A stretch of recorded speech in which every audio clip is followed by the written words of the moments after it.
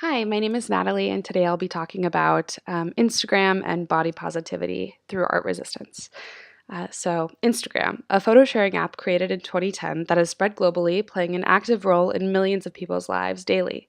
The 25 most popular Instagram channels have anywhere from 50 to 115 million followers, with millions of likes per photo.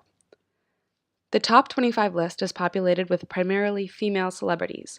Ariana Grande, Taylor Swift, and 5 women from the Kardashian family are a few notable Instagram profiles.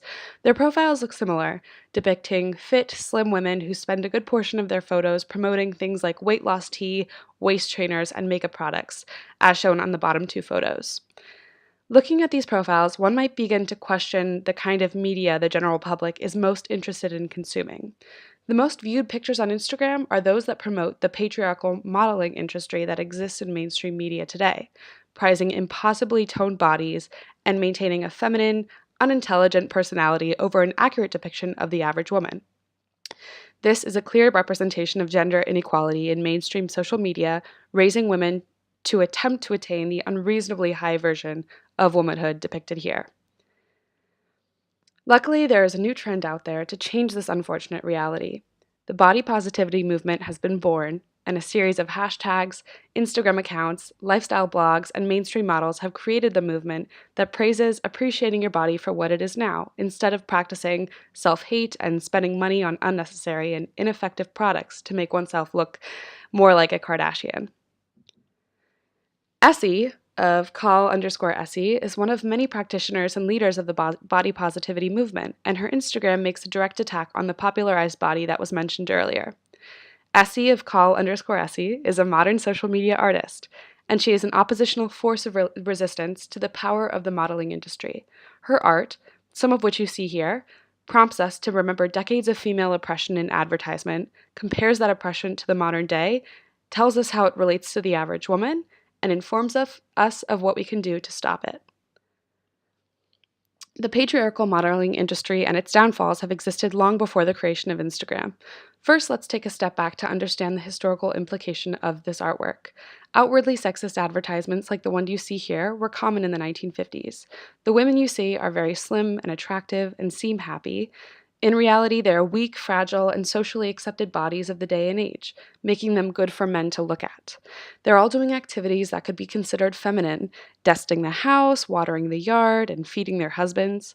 These advertisements show the body as a literal object, telling the male purchaser of this product that women will become more subservient to you for buying it.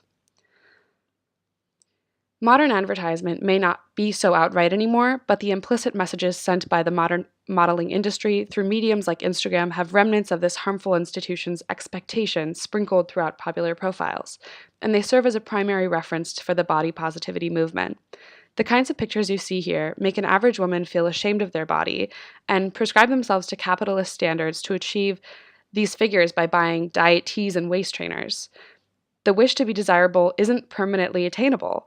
Once achieving some standard of beauty, a new perfect body will remind you that you still aren't good enough. This never-ending loop makes women feel incredibly negative about themselves, leading to depression, self-harm, and eating disorders. This is where Essie comes in.